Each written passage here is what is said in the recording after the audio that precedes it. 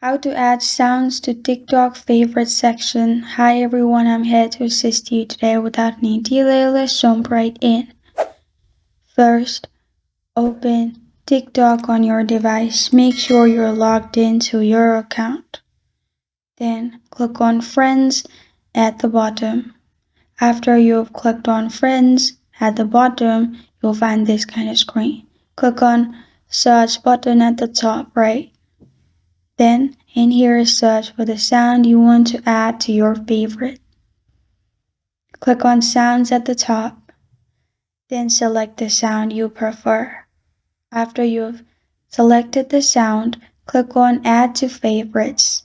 After you've clicked on Add to Favorites, you're good to go.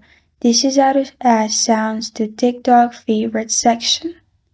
Thank you for joining me today. If this video helps you out, please leave a like and subscribe for more. Got a question or want to suggest a topic? Comment below. Thank you for watching.